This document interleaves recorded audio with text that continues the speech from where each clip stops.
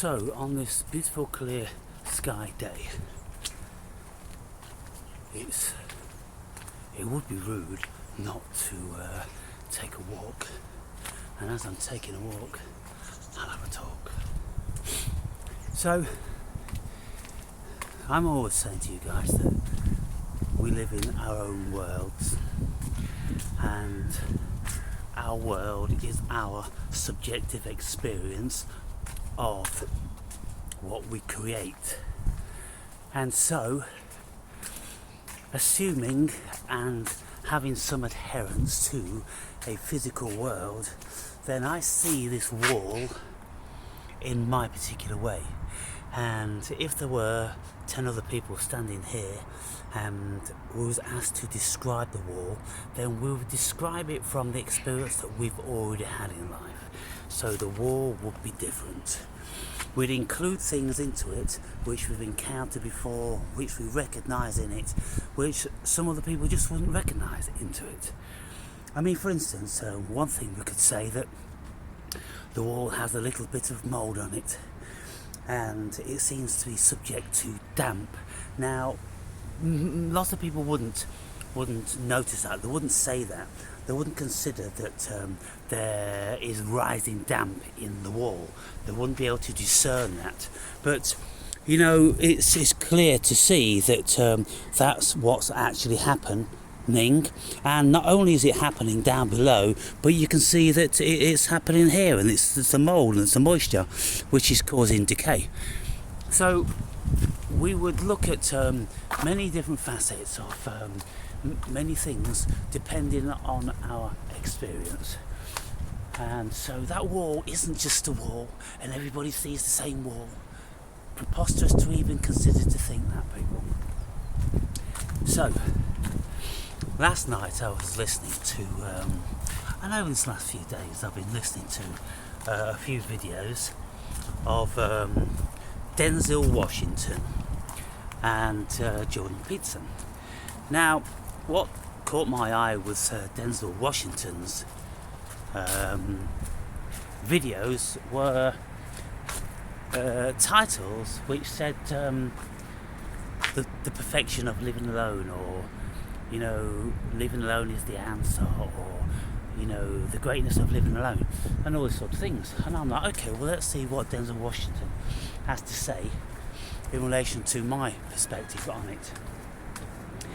And so, you know, he said things like, you know, the wonderful thing of waking up unencumbered. You know, you've got no noise in the house, you've got nobody disturbing you, you've got nobody asking you to do this, that and the other. Wonderful, it really is bliss. And then not having any tweets or messages on your phone, and making a cup of tea or coffee in complete silence, and sitting down at the table and just watching the steam gently swirl and drift up from the coffee cup, and then you just start gently thinking about many things you probably haven't even thought about, or not thinking, just in a meditation, just looking at the steam drifting up and drifting off, and just being present and realising the sheer beauty and godliness of silence and stillness. And so those of you that live with partners and always have them, you would find reasons born out of your inner programming why you would want to debate that you can find all these wonderful things I'm speaking about when you're with a partner, because they give you time and they give you space and this and the other. You absolutely can't, people, because this stillness of the mind and the emptiness of the brain comes via being absolutely alone for a long, long time.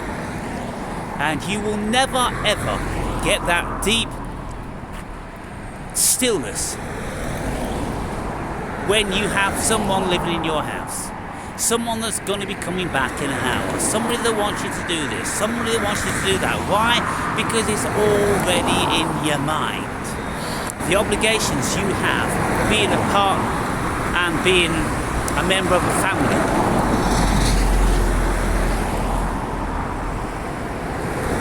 It takes you out of the kingdom of God.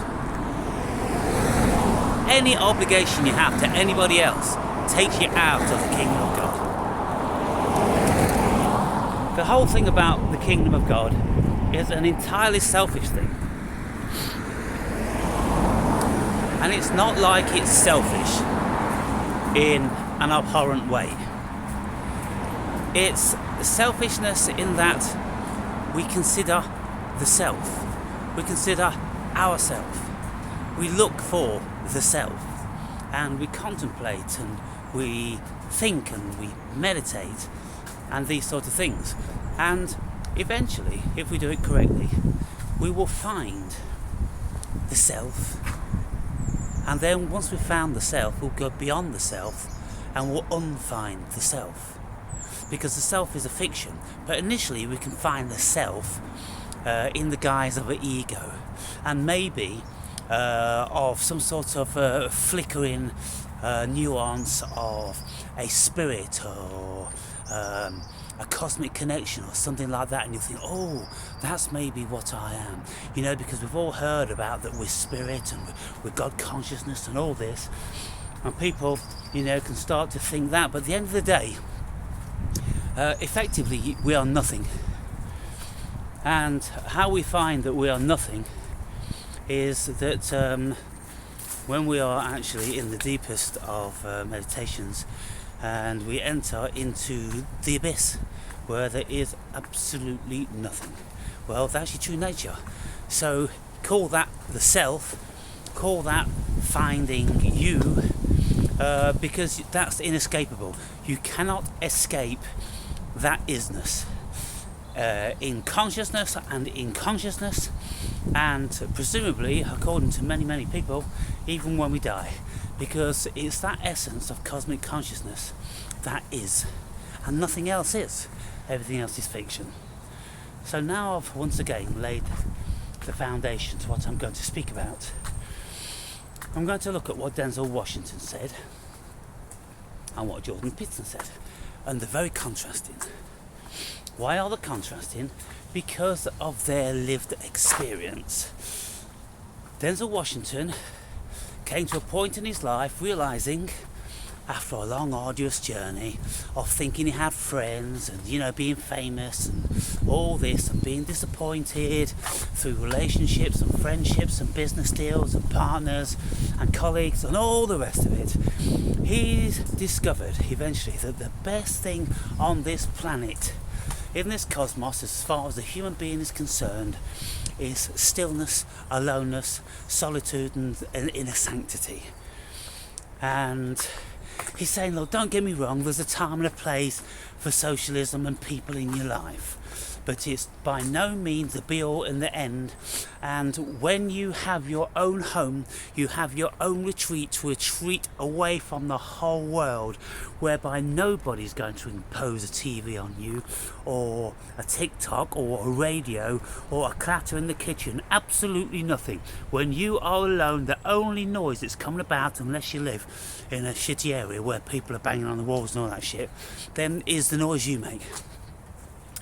And if you live like where I do, in an old people's joint where most people are about 70 or 80 years old, there is no noise. There is absolutely no noise. And because I live in the countryside in a small village, the property's double glazed and there's gardens and everything, and when the windows are closed you can't even hear the birds singing. Open the windows, you can hear the birds singing, and then you hear the odd car go by on the adjacent road. But stillness is something that I can find whenever I want it in there, and it's absolutely amazing. It is in fact the kingdom of God. And so I've said it 1,000 times, need to keep saying it. You cannot find God in the sky. The birds will get there before you. You cannot find God in the oceans. The fishes will get there before you. You look for God in here, you look for God in here, and then when you found God in here and in here, then you'll find God throughout the whole of the world. Because Jesus said, truly I say unto you that the kingdom of God is within you and without you, and yet man cannot see Why can man not see? Because man has never, in present times and seemingly in the past times, actually sat still enough to discover that. Because it's via meditation that we discover the stillness and the God within us. Now, if you read into the Christian teachings, and if you listen to spiritual scholars, Eastern scholars, they will tell you that the Christian scripture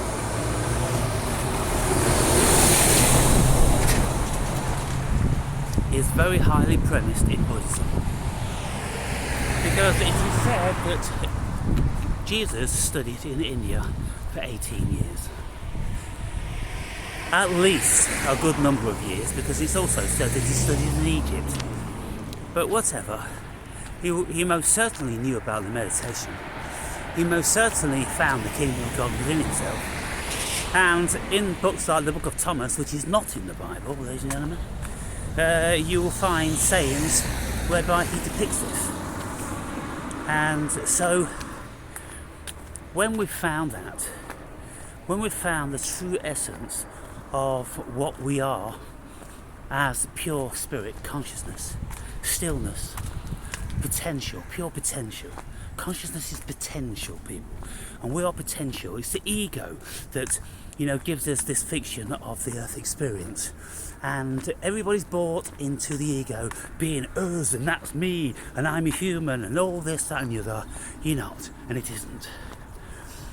And so, it's really like Bart Simpson getting some sentience and thinking he's Bart Simpson in The Simpsons, when from another perspective he's just a flat cartoon character, just an animation, and he doesn't have his own voice and he doesn't do his own actions. That's what we are here, people. That's what's going on. And so Denzel Washington was saying then the beauty of the peace and tranquility, closing your door and knowing that it's all you, and feeling utter contentment, and not an ounce of loneliness, not a modicum of wanting or needing anything like that, being absolutely comfortable in your own skin. How many of you can say that? How many of you would be perfectly content, let's say, to go on a hike and to be alone for one whole month and never see a single human being? You'd be terrified. You couldn't even get fucking 500 yards. You just couldn't do it, the vast majority of you. I know there's one of you that could.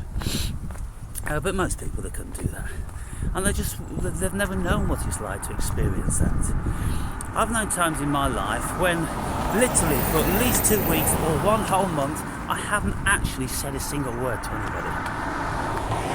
Because I've never found it necessary. When I was living in, for instance, like Bulgaria, initially when I never spoke a word of the language, and I was in a region where nobody really spoke English, then I thought, well, it's not even necessary for me even to bother trying or engaging, and I just pick things up in a shop and I take them to the counter. I didn't need to ask for this, that and the other. And then in a restaurant I'd go to where they do the buffet, and then I'd just point to that and point to this and point to that, and so I wouldn't need to converse with anybody. And it's a wonderful thing when you don't have to do that, because you enter into a different state of consciousness, different state of being, people, and you can discover that it's absolutely bliss and it's wonderful. So Denzel Washington experienced this sort of thing. Now, contrary to that, on the other hand, I would suggest that Jordan Peterson has never experienced that. And in recent times I watched a documentary, and it said the banned documentary of Jordan Peterson. Well, I mean, it's just clickbait bullshit, but I watched it and I enjoyed it because I got to see inside his home, inside just about every room, because the cameraman, took us around. And we saw how he lived day to day, and how he came to his fame, and how busy he is now, and this and the other. And on every single wall of his house there are pictures, all paintings and things like that. Many of them original, and they're huge. Some like 10 feet by 8 feet, of people like Stalin and Lenin and other very, very controversial figures. And there are depictions of the Nazi soldiers in full uniform with a swastika on their arms, sitting down around an office table in conversation, all this sort of thing. And people would think, wow, he's obviously a communist or a fascist, or he's got power issues, this and the other. But he does have power issues, and the power issues that he's always had are why is it that men are so evil? Why is it that potentially they will, left to their own resources, that invariably it will turn out to be evil? And we know this to be so from many, many experiments that have been conducted in modern times, people. And it's only the fool that can consider that the human being is inherently wonderful, pleasant and respectful and loving. Absolutely not. We're only caring and loving and respectful when we're forced into it via certain society norms and the non-acceptance of anything else. That's the only way we are fucking benevolent and this and the other. And you can see this when you go to like villages around the world, in remote countries. People living in houses scattered a long way away.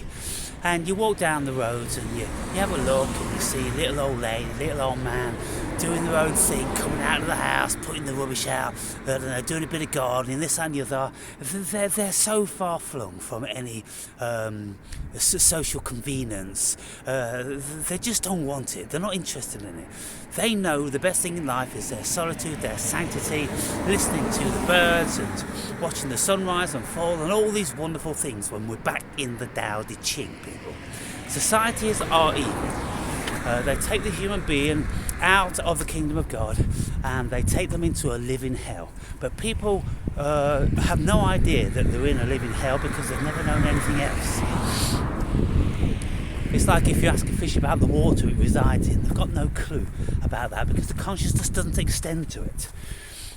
So, Jordan Peterson has been married, 35, 40 years. So invariably he has never been alone. And when he speaks about being alone, you can see that it's just a projection. So Denzel Washington's idea of being alone was a projection of what he'd found and what he discovered. And he actually lives alone. Jordan Peterson doesn't live alone. So one of the videos that Jordan Peterson has is like a man living without a girlfriend. And then the opening couple of minutes, which are the only thing I listened to because I knew where it was going, and I thought, I know what you're doing, Peter, and you're just projecting. So what he says was, a man returning home after work to an empty home is an abomination. And there's no one there who he can share his experience with, and there's no one there who can put him right and to contest or disagree with his formed opinions. And in the morning there's no one there to get him out of bed so he would wallow in his own self-pity or his depression.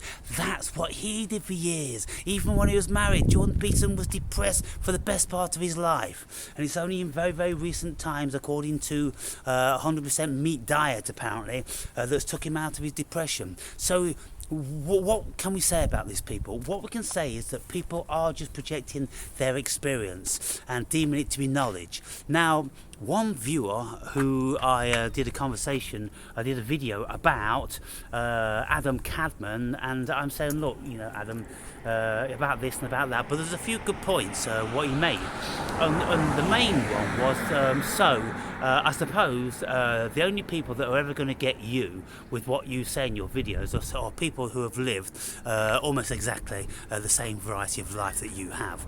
And I'm like, exactly. Why? Because if you haven't walked a mile in my shoes, if you haven't travelled my path, if you haven't had all these experiences, you don't know how I think. And that's the issue that we have with everybody who doesn't have an inclination about human psychology.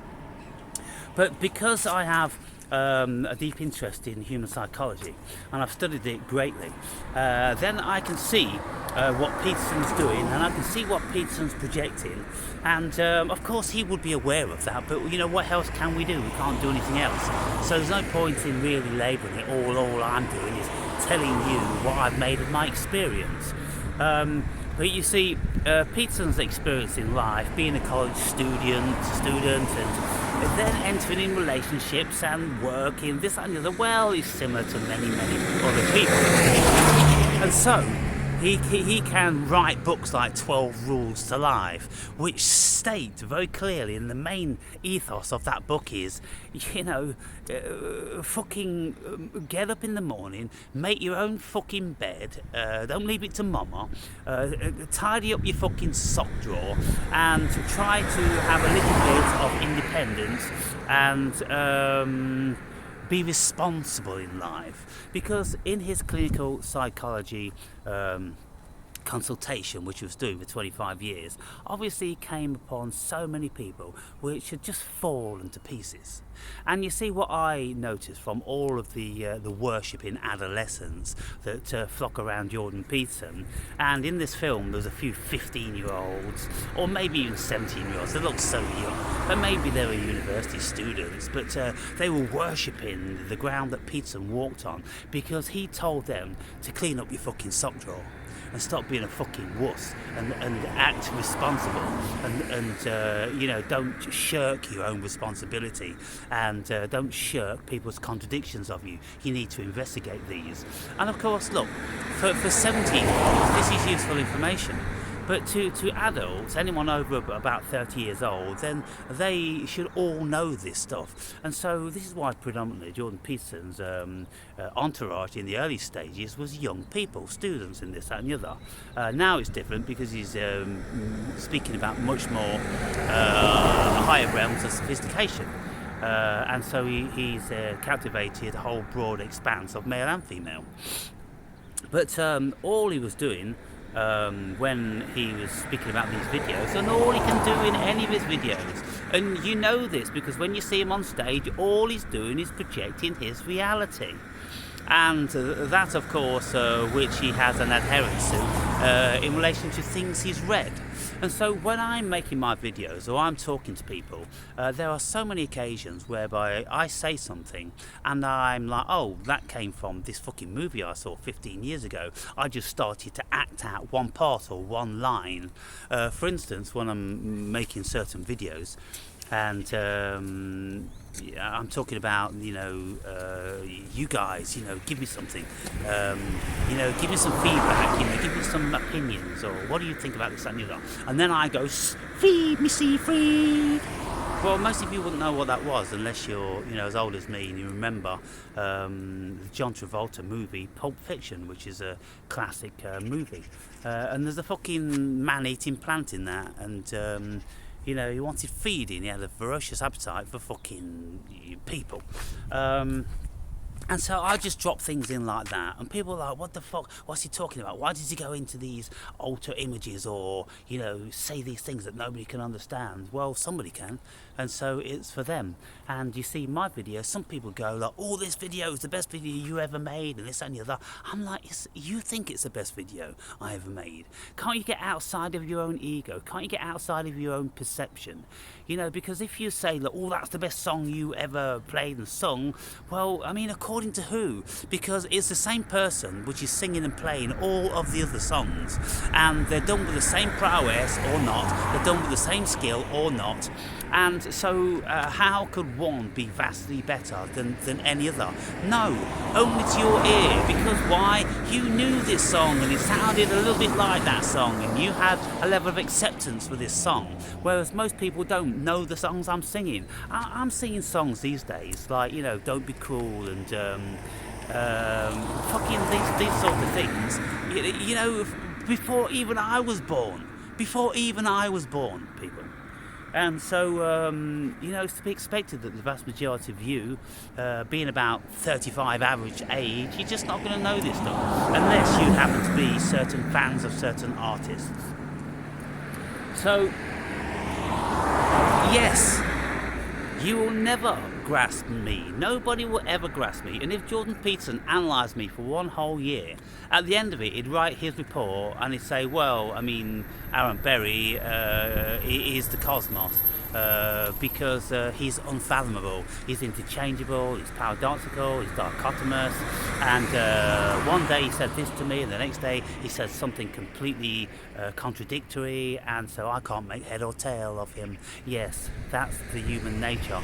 And why can't we be contradictory? Why do we always have to speak truth? Because there's no fucking truth. See, this is it, people.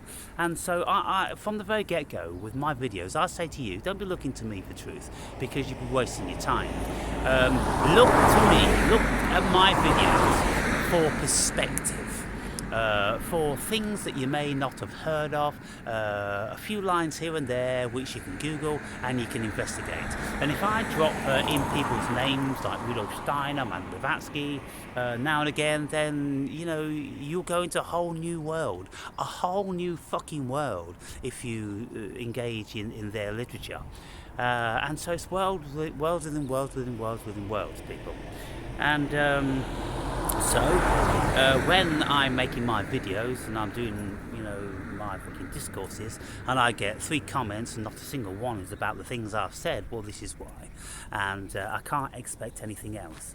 And I do bluster and I do demean you and I do put myself on a pedestal.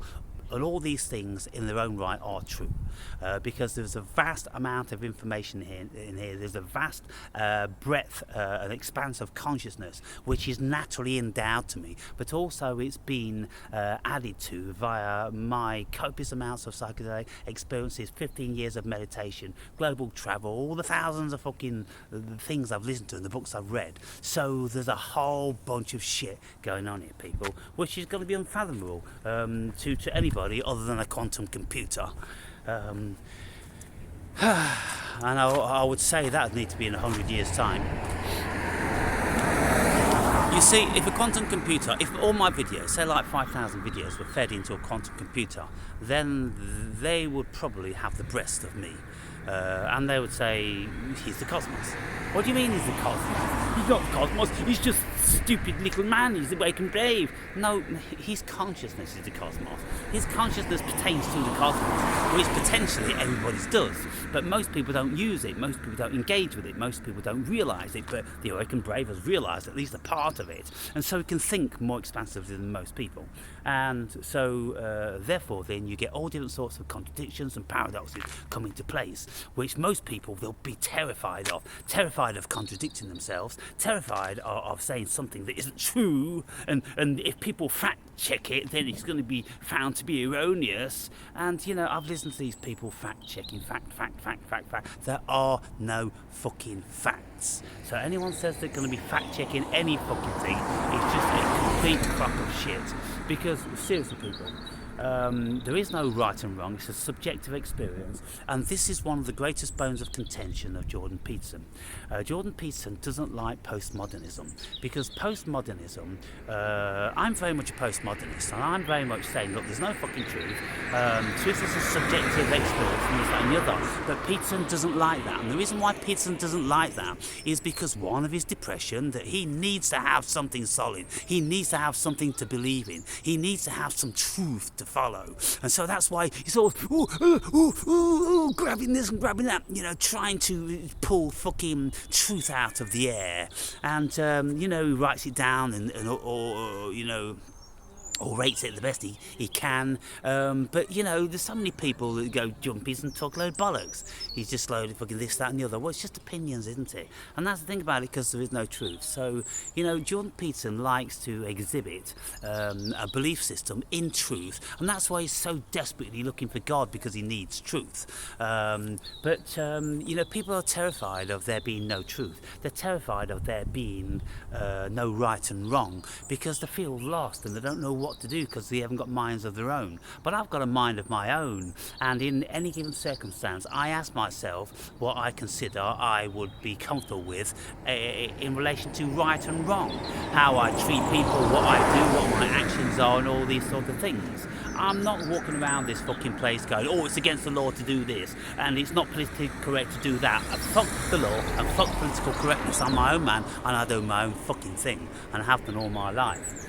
And Peterson, he needs this stability, and obviously there's a billion fucking kids that have grown up without mentors in their lives. The parents have been fucking idiots. They've got nothing from them, so they look to a university lecturer, someone like Peterson, for their god. It's the classic Sigmund Freud father figure. You know, how many people just need a father figure, or they need a mother figure? How many mothers need someone to constantly mother? You know, they're always retrograding. You know, I'm speaking about my sister, she's always got to fucking mother, because that's the only thing that brings her any element of truth. How she feels about somebody when she's doing something and she can see a certain reality, or she's projecting a fiction of a reality. I've had to block her again. The woman is absolutely insufferable, you know, thinking that she knows something. And, I know this and I know that, you know, because, I heard it on the radio. Or, oh, really? You heard something on the fucking radio? So that's it then. That's gospel then, is it? For fuck's sake. Can't deal with people. Can't deal with it. And the only people I can deal with speaking to is people that go, I don't know anything and I don't believe in truth. I'll go, right then, let's go and have a fucking coffee. Let's have a beer. Let's have a walk in the fucking woods, because we can talk about things and they're very stimulating, very interesting. But the moment anyone's going to say, is that true? I'll go, fucking grow up.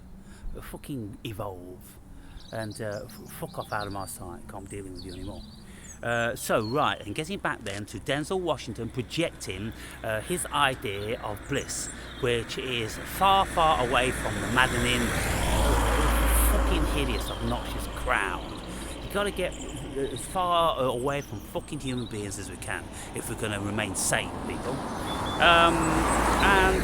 Peterson's, who doesn't ever want to be alone, that's why he's here, there and every fucking where. He's like he's got fucking 10 avatars working for him, because he seems to be on different sides of the fucking world one day and different sides of the world the next day, and it's feasibly impossible to fucking do that. But he's managing it somehow.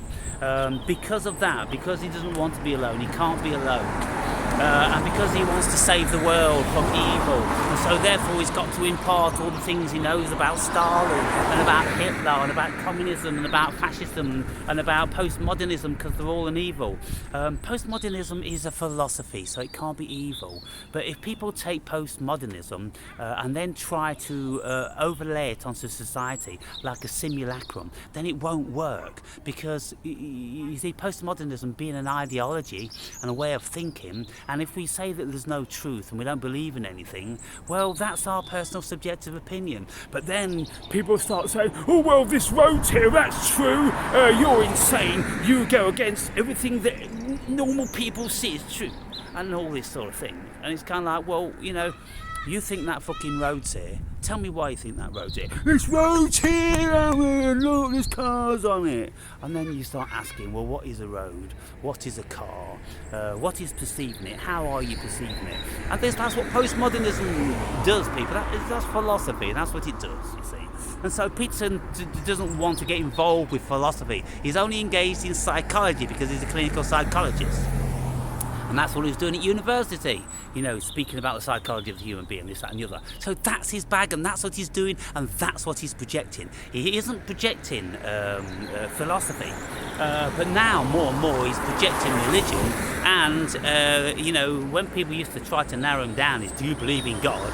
He'd always go, well, depends what you mean in God, this, that and the other. But now he's openly saying that we're all accountable to God, and God is the higher essence of what it is to be a human being, and we all believe in God whether we think it or not, and this, that, and the other. And he's very much steeped in the biblical corpus, as some of you will know, and he has whole fucking meetings with some of the biggest intellectuals apparently on the planet, and they're believing that the Bible's true. And so how intellectual are they? Stupid as fucks.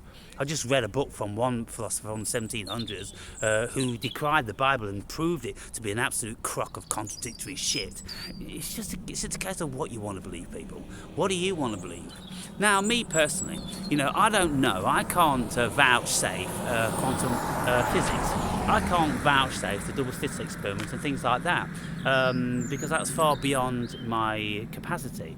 But because I have had actual experiences of my own which told me something very, very similar, then I can take quantum physics as a hypothesis on board because it relates to my personal life experience. And then with religion and things like that, well, there's most certainly something to it. But I always profess, just like what Jordan Peterson said in one of his recent videos, he said the Bible is about you. And I'm like, for fuck's sake, the first person in the world other to say it than me. And I've been saying it for years. I've been saying the Bible is just human psychology. It's your mind, how your mind works, and it's parables and lessons for you, for your silly fucking mind. It's nothing more than when, the ancient people used to sing songs to pass on stories. Well, they started to fucking write it when they learned how to write, and they wrote down the stories and the psychological lessons and the things that, we need to embrace to be able to get along with each other. Like the story of Cain and Abel. Killing your brother is wrong. Killing anybody is wrong. You're going to get repercussions. It's not going to fare well for you.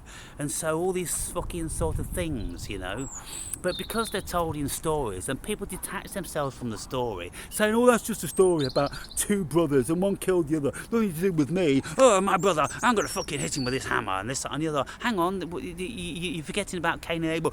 Cain and Abel's just Cain and Abel. It's not about me and my brother. No, it actually is. It's about brothers. It's about sisters. It's about human beings. So you stupid cunts, they can't take that on board into their psychology on whole. They can never embrace the story as a truism, as a realism, as something to live by, you see, because maybe in the old days they did, but we're completely detached from all that stuff. And now we just laugh at handle, if your brother does something, your brother's going to fucking get it. And then it's kind of like, well, everyone should really know about the story of Cain and Abel. Best think about that because there's ramifications. Not necessarily from God, but God could be my conscience. And the ramifications of my conscience, it's never, ever, ever going to forget. And as I get older and older, it's probably become more pronounced and more prominent and more strong, and I'll probably have fucking nightmares about it, this and the other. I better think about it before I kill my brother. People, so I'll just finish off.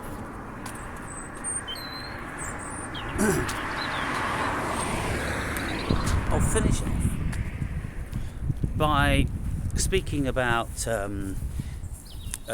dreams I was having last night. And these dreams, they came about because I was cold. And why I was cold is because I never ate before I went to bed. Now, with me, I absolutely have to eat before I go to bed, at least an hour before. And it has to be substantial to generate core energy. Because if I haven't got any food fresh in my stomach, which has increased the level of metabolism, then my body is cold. It doesn't matter how many covers I put on, the body core is cold. And when my body core is cold, then evil, abject evil, absolute, complete and utter evil comes around in my mind and in my dreams. And when I am partially aware of these dreams, I'm like, I could never ever escape that evil. because when you're in it, there is no escape. You don't have any power. I don't have any power. Normally, in any other dream, I've got power, and if a monster comes to me, and if someone comes to attack me, and this, that, and the other, I always am the victor. I always come out of it because I've got the greatest of confidence in my own ability, and I'm strong, and I'm not a victim mentality, so I'm never a victim in my dreams. Now, the difference is that when my core temperature is cold, something, it's not even pertaining only to the physiological effect, but the physiology affects my mentalism, which then affects my consciousness and my spirit, and it's got this tiered effect, and it actually takes me into hell. And all the scenarios that I can encounter when I am cold in bed at night are the most horrific that anyone could ever imagine. And it's not just the things that happen, or well, what happened. It's the feeling. It's the feeling of being contained forever and ever and ever by endless evil. And so people, when I have experiences like this, then of course I relate them to mythology, and I relate them to people who also had experiences like this and then wrote about them and tried to make head or tail about them, and then they invent monsters and spirits, and well, we don't particularly need to invent monsters and spirits and devils and demons, because they're all here. Angels and fucking everything, they're all here, they're all in human consciousness, so they write about them, they depict them, and so then we get religions and scriptures and all these different sort of things. But I don't ever have any of these nightmarish scenarios in any other scenario. If I eat before I go to bed, then I'll sleep like a baby and I'll have just regular normal dreams. But last night I decided that okay, well, it's time to address my diet, start eating more healthily and get really ripped like I like to each year. And so I thought, well, the first thing I've got to cut out is eating 500 calories before I go to bed.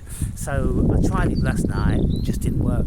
It will never work, it never has worked, because I've tried it in the past. So therefore I've got to come at it from another angle. It's kind of like, well, do I stop my couple of Guinness a day? Do I stop breakfast? Do I exercise more? Do I really refine my diet? No cheese, no butter, no bread, no fats, this and the other. Do I start to live an impoverished life as far as my culinary fucking experience is concerned? Well, I don't know, people. It depends how much I want the fucking trim stomach, isn't it? But we'll find out. So what I'm saying is, for emphasis, people, that when I don't eat and my core is cold, then it affects everything. It affects my body, it affects my ego, it affects my spirit, it affects my soul, and ultimately my consciousness, soul or spirit, difficult to discern, ends up being absolutely terrified and traumatized, because you end up in these scenarios where there is no way out, because you are actually in hell. And there's nothing that can help you. Doesn't matter what mountain you thought you were as a human being, doesn't matter what gods you cling to, you are in the belly of the beast, and there is a hell for eternity. So I see where these notions come from, the fiery Gehenna and all those sort of things. Sheol, and so it's these experiences which have coloured my world and enabled me to understand humanity and psychology, and that's why I have quite a good grasp on everything, because I do what Carl Jung is always encouraging anyone to do: study your dreams, be aware of your dreams, try to remember your dreams, try to be lucid in your dreams, consider dreams as very, very, very important messages, because they come from our collective archetypes and unconscious, and it's our consciousness that's been around forever, infinite cosmic consciousness, with all these demons from other fucking dimensions and everything. Yes, people, they're all fucking there somehow. And I can't think of anything more horrifying than to be trapped in one of these places. And I was actually trapped in the exact same scenario for 18 hours. 6 plus 6 plus 6 equals 18, people. And this was, I write about this in my book. And it was when I was watching some fucking nasty evil shit on child procuring fucking paedophile fucking rings, when I was deep down the rabbit hole looking into politicians and the Illuminati and why all these children go missing. Good God, I went down that rabbit hole, and all of a sudden an evil came about, and it was due to the hypnotic music and what was going on in these videos with symbology and everything like that. Well, it penetrated my weak defences at that time, and I had this evil for 18 hours, and I walked the streets from 4 p.m. that evening to 8 a.m. the next morning for a whole fucking 18 hours, until I went to bed and hypnotised myself that I am absolutely going to purify my mind, and I'm going to fall asleep for 1 hour, and when I wake up I'm going to be pure. And I did exactly that.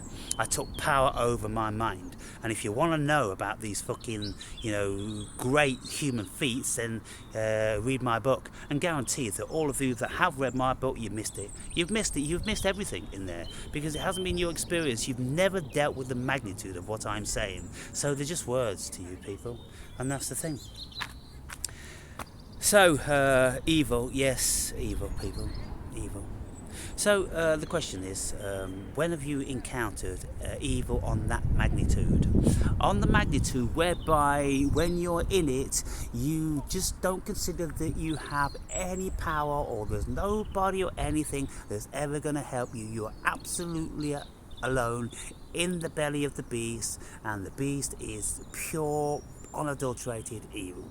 And it's just traumatizing and tormenting forever and ever and ever.